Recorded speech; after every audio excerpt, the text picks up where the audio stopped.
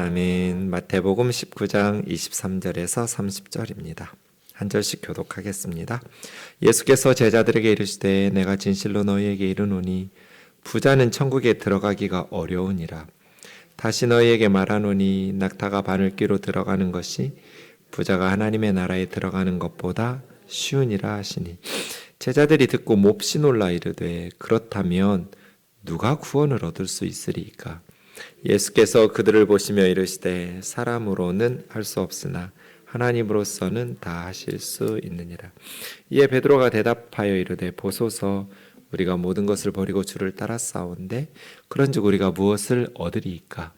예수께서 이르시되 내가 진실로 너희에게 이르노니 세상이 새롭게 되어 인자가 자기 영광의 보좌에 앉을 때 나를 따르는 너희도 12보좌에 앉아 이스라엘 12지파를 심판하리라. 또 내 이름을 위하여 집이나 형제나 자매나 부모나 자식이나 전토를 벌인 자마다 여러 배를 받고 또 영생을 상속하리라. 그러나 먼저 된 자로서 나중되고 나중된 자로서 먼저 될 자가 많으니라. 아멘. 오늘 본문 19장 23절에서 30절은 그 앞에 있는 16절에서 22절에 이어지는 내용입니다. 그래서 지난 주일에 살펴보았던 16절부터 22절까지의 말씀을 먼저 좀 간단히 복습하고 오늘 본문을 들어가는 것이 더 좋을 것 같습니다. 어떤 사람, 주일에 말씀드렸지만 청년이라고 말했고 관원이라고 말한 부자였습니다. 엄친아라고 제가 말했는데요. 부족한 힘이 없어 보이는 사람, 게다가 정말 경건하게 어려서부터 하나님 말씀과 계명대로 순종하면서 살았던 사람. 저는 이 청년, 제가 오랫동안 청년부 전도사 목사여서 그런지 참 귀하게 여겨지는 청년, 제자로 삼고 싶은 청년이에요. 예수님께서도 나 따르라고, 내 제자가 되라고 말씀하셨잖아요, 이 청년에게. 그러니까 참 칭찬받을 것이 많은 청년이에요. 네. 예수님 앞에 왔는데 다른 복음서에 보면 달려와서 꿇어 엎드렸어요.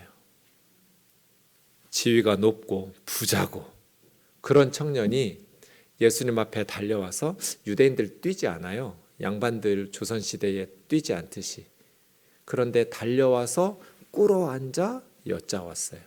겸손한 사람이에요. 무엇을 하여야 영생을 얻겠습니까? 왜 그 일을 나에게 묻느냐고. 하나님이 선한 분인데 하나님 말씀대로 계명에 쓰여 있는 대로 그 일 하면 되지. 무슨 계명입니까? 살인하지 마라, 간음하지 마라, 도둑질하지 마라, 거짓 증언하지 마라, 부모 공경해라, 이웃을 내 자신과 같이 사랑하라, 이런 계명 아니냐. 예수님, 저 어려서부터 다 지켰어요. 누가복음에 의하면 예수님께서 그 청년을 사랑스럽게 보셨어요. 교만하다고, 거짓말쟁이 이렇게 판단하지 않으셨어요. 예수님이 이 청년을 귀하게 여기셨어요. 사랑스럽게. 근데 너한테 하나 부족한 게 있다고. 네가 안 지키고 있는 계명 하나 있는 거죠? 뭐였어요? 희년법. 모세율법에 의하면 조상들로부터 물려받은 토지, 당신은 농경사회니까요. 그런 토지가 있었을 거잖아요. 여호수아가 모세 죽은 후에 이스라엘 백성들을 이끌고 가나안 땅에 들어가서 정복하고 제비 뽑기 해서 분배했잖아요. 지파별로 제비 뽑기. 똑같은 사이즈별로 하지 않았어요. 땅의 가치가 다르잖아요. 그래서 가치가 좀 떨어지는 지역은 넓게 주었고요. 가치가 좀 높은 도시나 그렇게 살기 좋은 지역, 비옥한 지역은 좁은 땅을 주었고요. 지파별로 그렇게 분배해 놓고 제비뽑기에서 하나님의 뜻에 의해서 결정되었음을 공평하게 여호수아는 분배했어요. 그렇게 지파별로 분배한 후에는 이제 지파 내에서 가족별로 또 분배했어요. 제비뽑기 해가지고. 그래서 여호수아 시대로부터 이스라엘 모든 백성들은 조상들로부터 물려받은 토지가 있는 것이죠. 그 토지를 영원히 팔 수는 없어요. 그러니까 소유권을 파는 게 아니에요. 가난해지거나 갑자기 아프거나 전쟁이 나서 아니면 사업이 망해서 여러 가지 이유가 있어서 가정이 어려워지면 다른 사람에게 그 토지를 팔 수는 있는데 이용권을 파는 거예요. 희년 때까지. 50년에 한 번씩 돌아오는 기쁨의 해. 희년은 어렸을 때 한 번 한 사람은 노년에 50년 후에 2번 정도 경험했고 보통은 한 번 정도 인생에 희년을 경험하겠죠. 50년에 한 번씩이니까요. 그렇게 희년이 되면 부채 탕감하고 노예 해방하고 토지를 돌려받게 되어 있어요. 그러니까 부모를 잘못 만난 아이들도 평생 빚 때문에 부모가 남겨놓은 빚이나 그러한 가난에 대물림할 필요가 없이 종처럼 노예처럼 살지 않아도 돼요. 희년이 되면 빚 탕감받고 가족이 해방되어서 돌아오고 토지를 물려받으니까 새 출발할 수 있는 거잖아요. 매우 중요한 경제정의의 핵심인 희년법이에요. 나봇의 포도원 사건 말씀드렸지만 왕이라 할지라도 하나님께서 율법으로 지정해 놓은 이 조상들로부터 물려받은 토지를 빼앗을 수 없었어요. 돈 줄게, 다른 지역에 더 좋은 땅 줄게, 안 됩니다. 하나님의 말씀의 위반이기 때문에. 아합 왕도 끙끙대는 거예요. 근데 그의 와이프인 이세벨은 두로와 시돈에서 온 에파알의 그 바알과 아세라를 섬기는 이방 공주잖아요. 이방 나라에.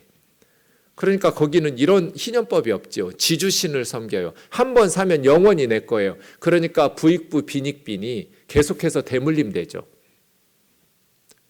이세벨이 보니까 웃기는 거잖아요. 자기 남편 하는 짓이. 뭐 이런 게 왕이야. 해가지고 거짓 증인 내세워서 깡패들 내세워가지고 불의한 재판에서 나봇을 죽이고 나봇의 포도원을 그냥 뺏었어요. 그래서 북이스라엘은 망한 거예요. 경제 정의가 무너지고 하나님의 희년법이 무너지면서 이것을 성경은 2번이나 자세히 나봇의 포도원 사건을 기록하고 있어요.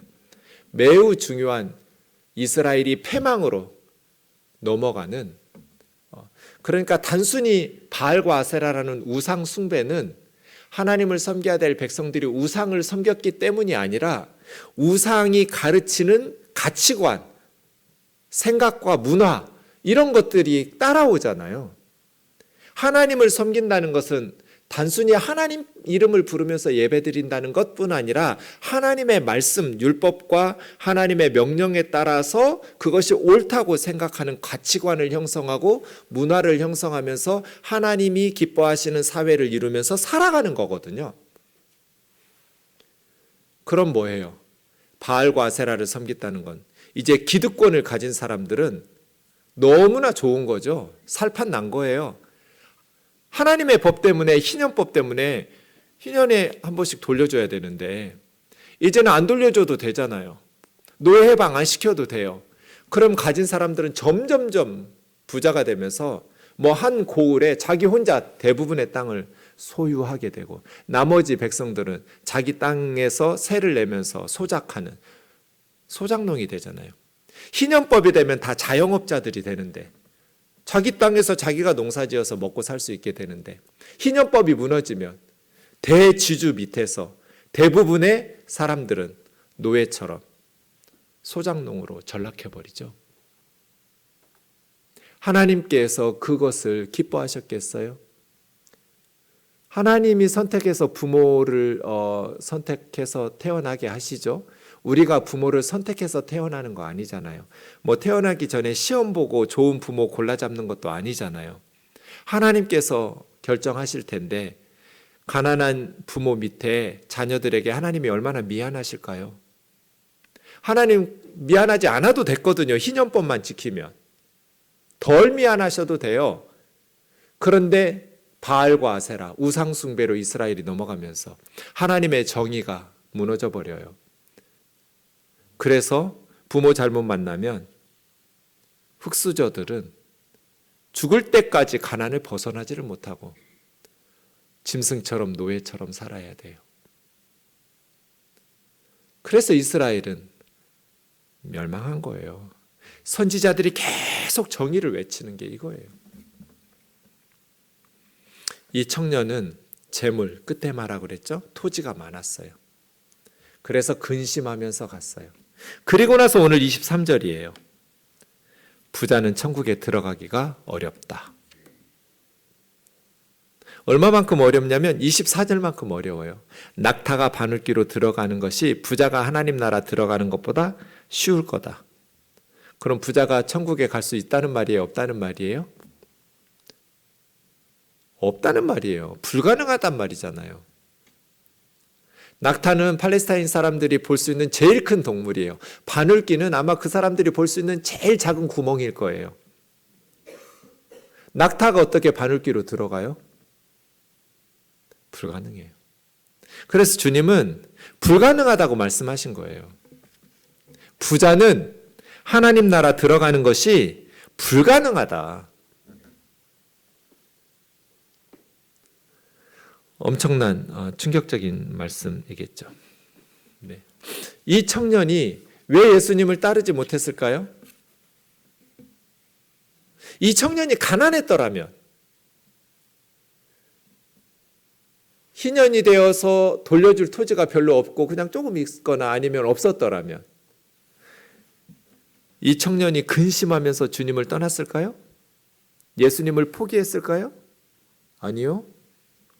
예수님 제자 됐겠죠.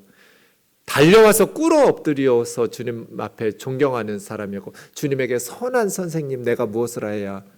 예수님에 대해서 이 청년은 존경심이 가득한 청년이었어요. 그래서 이 청년이 그렇게 그때마가 토지가 많지 않았더라면 예수님 제자 됐을 거예요. 어렵지 않게 근심할 필요도 없지요. 이 청년이 왜 근심하면서 예수님 믿지 않고 예수님을 떠났어요? 부자였기 때문이에요. 가진 게 많았기 때문이에요. 부자는 천국에 들어가기가 어렵다. 불가능할 만큼 어렵다. 당시 제자들이 엄청 충격을 받았을 거예요. 왜냐하면 그 시대 사람들은 부자는 하나님의 복을 받아서 부자가 됐다고. 그래서 천국에 들어가기가 쉬운 자죠. 가난한 자는 하나님의 심판을 받아서 가난했다고. 천국에 들어가기가 힘든 사람이라고. 예수님 제자들 다 그렇게 생각했을 거예요, 유대인들은. 근데 예수님은 너희가 틀렸다는 거잖아요. 부자는 천국에 들어가기가 어렵다. 불가능하다. 왜 그럴까요? 이 부자 청년 관원 바로 앞에 13절에서 15절에서 주님은 이미 천국에 들어가는 법을 가르치셨어요. 어린아이와 같이 섬기는 자, 받드는 자가 천국이 들어갈 수 있는 자들이죠. 예. 천국은 어린아이와 같은 자들의 것이다. 가난아이들은 모든 신앙인들의 선생님이에요. 여러분 신생아들 보면서 무시하시면 안 돼요. 우리들의 선생님 이렇게 생각하시고 그냥 그렇게 부르세요. 선생님 태어나셨어요? 이렇게 말하라고요. 어린 것이 태어났네 이러지 말고요. 선생님 오셨어요? 잘 태어나셨어요? 이렇게 말하라고요. 무슨 선생님이에요? 갓난아이들이? 은혜가 무엇인지를 가르쳐주는 선생님이에요. 어떻게 천국에 들어갈 수 있는지를 가르쳐주는 선생님. 아이들이 자라나면서 이제 스스로의 힘으로 살아요. 그런데 갓난아이들은 자기 힘으로 살지 않아요. 전적으로 의지해서 살아요. 은혜가 무엇인지를 가르쳐줘요. 우리가 예수님과의 관계에서 어떻게 살아야 되는 자들인 것을 갓난아이들에게서 배우는 거예요. 부자는 자기 힘으로 의지하고 살 것이 많은 자예요. 그래서 천국에 들어가기가 힘들다는 거예요. 어떻게 해야 되는데? 그럼 뭐 가난한 자는 쉬우냐? 아니요. 부자든지 가난하든지 예수님이 말씀하시는 것은 인간의 공로로 천국에 들어가는 건 불가능해요. 갓난아이처럼 자기 힘으로 구원받는 게 불가능하다고요. 전적으로 부모에게 의존해야 돼요. 어린아이처럼 예수님 앞에 하나님 앞에 믿음으로 살아가는 자들의 것이 그게 천국이에요. 이걸 우리는 은혜라고 말해요. 은혜. 그래서 25절에 제자들이 몹시 놀랐어요. 주님의 말씀이 자기들의 생각과 다르니까. 충격. 주님, 그럼 누가 구원을 받을 수 있습니까? 부자가 구원을 받지 못하고 낙타가 바늘귀로 들어가는 게 더 쉽다면 어떤 사람이 구원을 받을 수 있냐고요. 예수님 대답 뭐예요?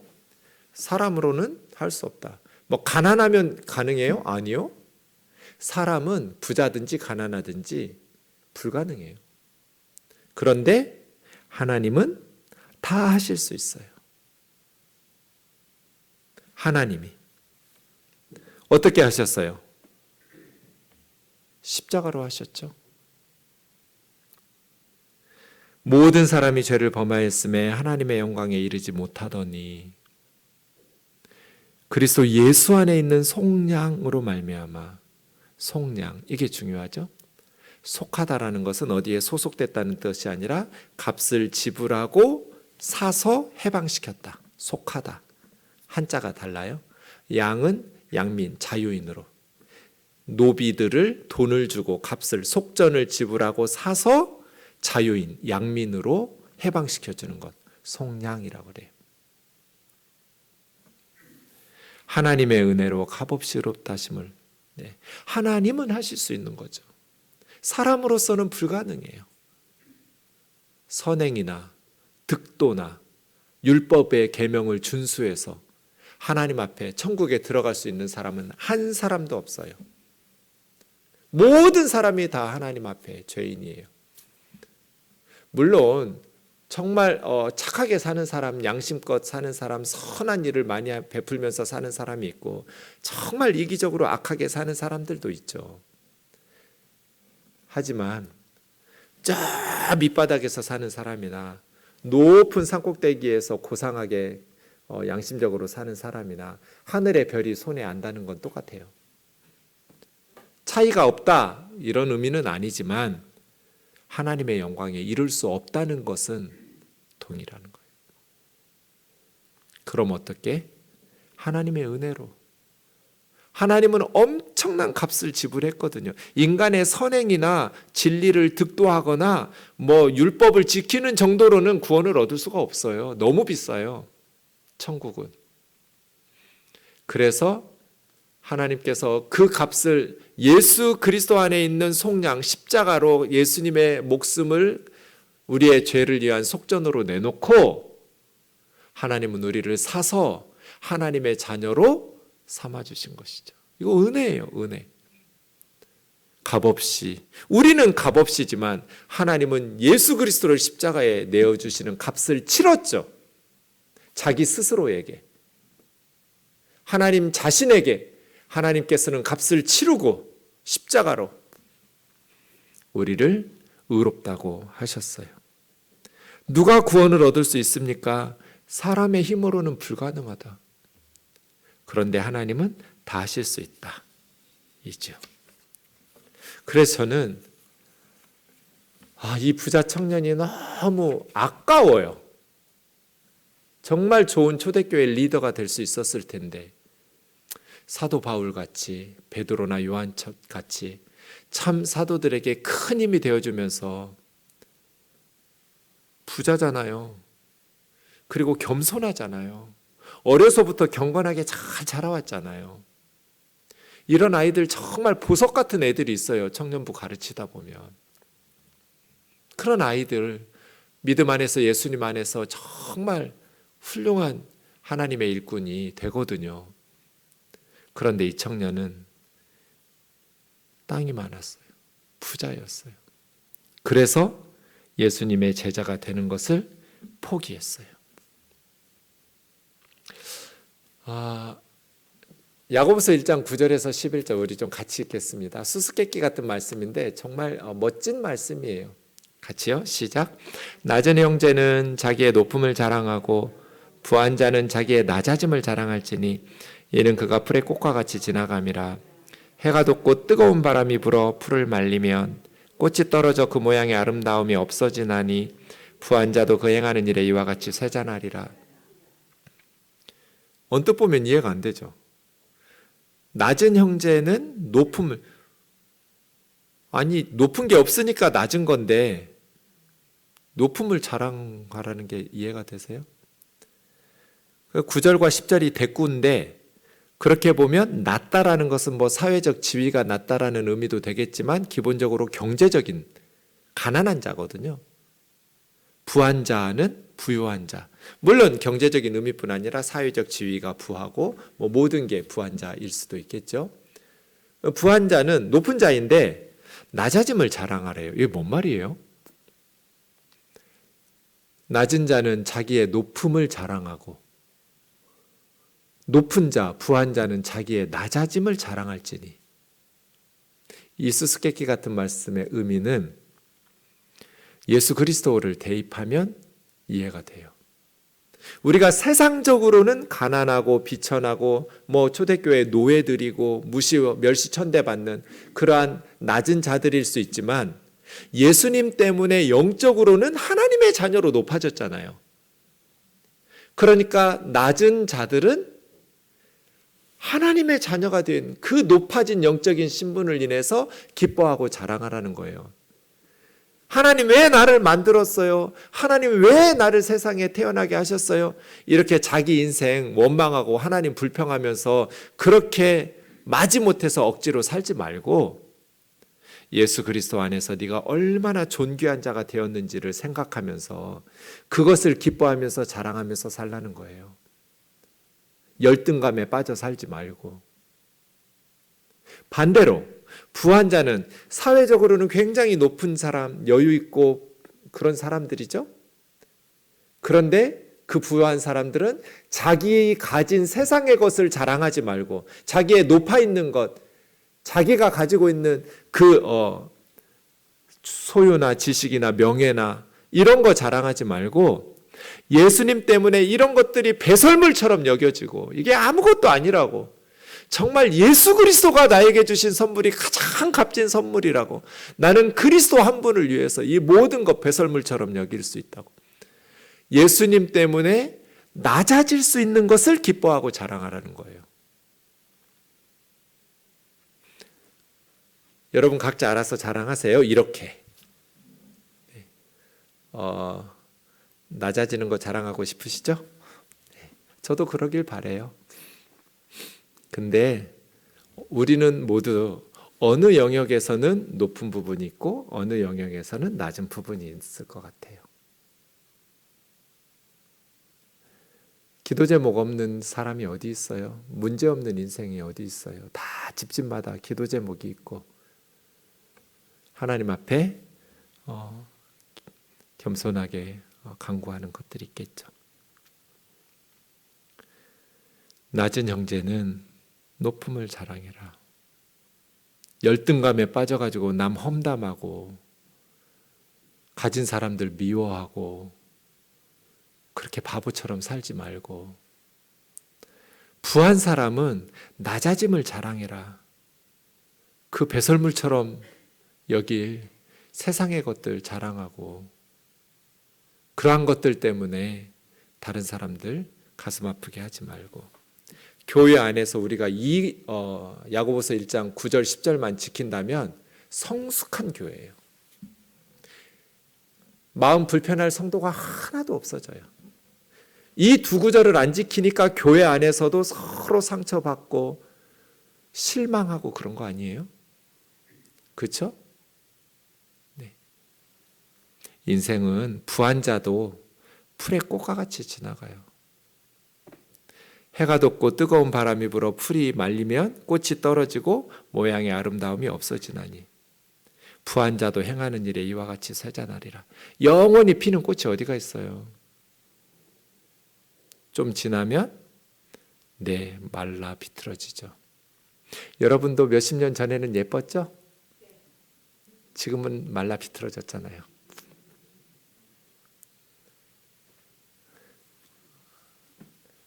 죄송해요.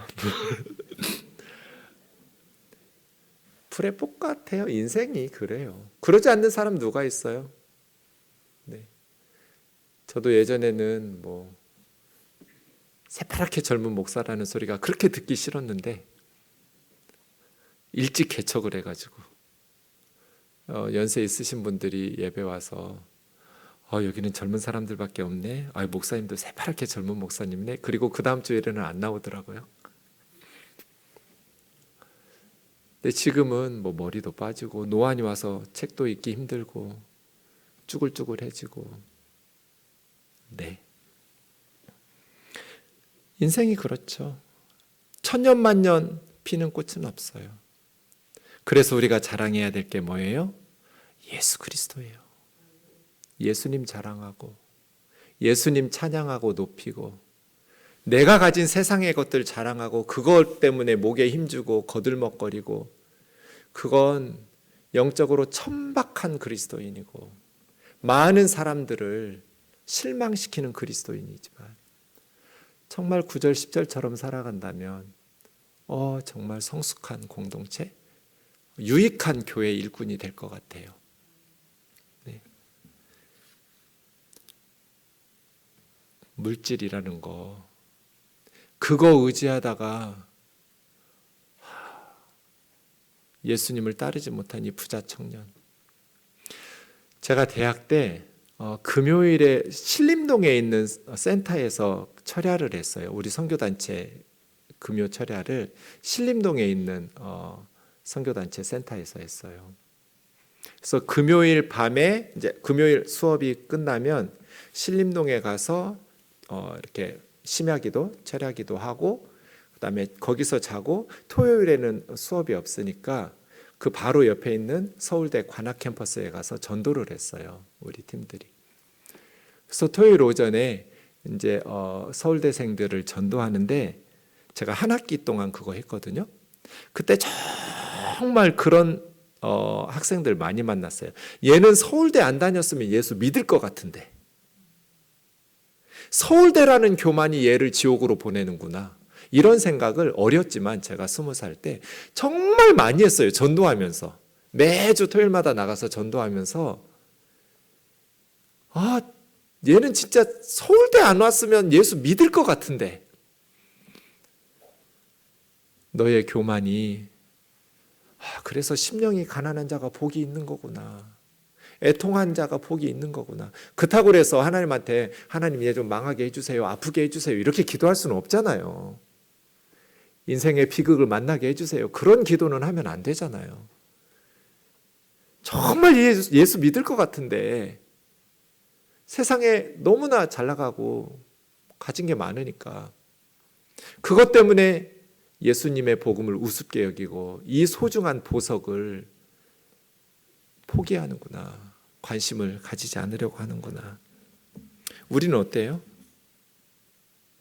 부자가 왜 바늘귀로 낙타가 들어가기가 힘들 만큼 천국에 들어가기가 어려워요? 자기가 가진 것을 의지하면서 살려고 하니까. 갓난아이처럼 하나님의 은혜를 의지하고 예수 그리스도가 얼마나 소중한지, 예수님이 없으면 내 인생은 끝이라는 거, 내 영혼이 파산난 하나님의 심판과 지옥에 가서 살기에 합당한 죄인이라는 것을 깨닫지 못하니까 그래요. 부자들의 비극이 여기 있어요. 가난하다고 해서 다 깨닫고 그렇지는 않지만, 그래서 감옥에서 예수 믿는 사람들 많잖아요. 그 사람 감옥에 안 갔더라면 예수 믿지 않을 사람들 참 많다고 교도소 선교회 분들 만나보면 오히려 그게 어느 면에서는 인생의 비극이고 불행이지만 영적으로 보면 그것이 축복이라고. 27절입니다. 베드로가 보소서 우리가 모든 것을 버리고 주님을 따랐습니다. 그럼 무엇을 얻을까요, 주님?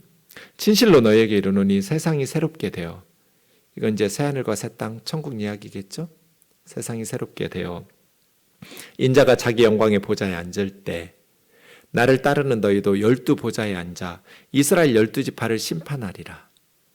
심판한다라는 것은 뭐 재판한다라는 게 아니에요. 제자들도 함께 예수님 옆에 앉아가지고 재판하는 게 아니고, 여기서 이스라엘은 새로운 이스라엘이지 육적 이스라엘도 아니에요. 구원받은 하나님의 백성인 새 이스라엘에 너희는 심판한다. 재판장이 아니라 다스린다. 새로운 이스라엘을 상속받고 누린다. 그런 뜻이에요. 주님이 영광의 보좌에 앉으셔서 새롭게 된 새하늘과 새 땅을 통치하실 때 너희도 나와 함께 앉아서 그 하나님의 나라를 누리며 다스리게 될 것이다. 내 이름을 위하여 집이나 형제나 자매나 부모나 자식이나 전토를 벌인 자마다, 초대교회는 예수님을 믿기 위해서 순교까지 당하고 각오해야 되니까 여러 배를 받고 영생을 상속하리라. 먼저 된 자로서 나중되고 나중된 자로서 먼저 될 자가 많다. 왜 먼저 시작했는데 나중이 될까요? 네, 그 다음 20장 내용이 포도원 품꾼의 비유예요. 월요일 새벽 기도의 영상을 들으세요. 네. 그런데 이 똑같은 동행 본문의 29절 여러 배를 받고 영생을 상속받으리라 이 부분이 마가복음과 누가복음에는 현세라는 말이 있어요. 현세에서 여러 배를 받고, 마가복음은 100배나 받고, 누가복음은 여러 배 받고 내세에서 영생을 받는다, 이렇게 되어 있어요. 아니, 다 뺏기는데 가족으로부터도 쫓겨나고 부모, 형제, 친척 다 쫓겨나고 전토도 빼앗기고 집도 빼앗기고 다 빼앗기는데 어떻게 여러 배를 받죠? 현세에? 죽어서 여러 배 받는다는 건 이해가 되는데, 정말 우리가 예수님을 위해서 모든 것들을 빼앗기면 이 땅에서 여러 배로 받아요? 순교자들, 또 주의 복음을 위해서 다 잃어버린 희생한 사람들, 성도들이 그렇게 받았나요? 안 받은 것 같은데? 제가 늘 말하죠. 우리 생각하고 성경하고 좀 다르면 누가 틀린 거예요? 우리가 틀린 거죠. 공부가 짧은 거예요. 현세에서 여러 배를 받는다는 것은 공동체예요. 내 부모와 형제는 잃었지만 교회라는 공동체에서 예수 믿기 위해서 집에서는 쫓겨났지만 교회라는 공동체에서 우리 우면동교회 저희 아버지들, 어머니들이 얼마나 많아요? 우리 형제 자매들이 얼마나 많고 우리 자녀들이 얼마나 많아요? 현세에서 여러 배를 받을 거다는 그런 뜻이에요. 그리고 내세에서는 하나님의 나라, 영생을 받지 못할 자가 없을 것이다. 베드로의 질문에 대한 대답이지요. 찬양하고 기도하겠습니다.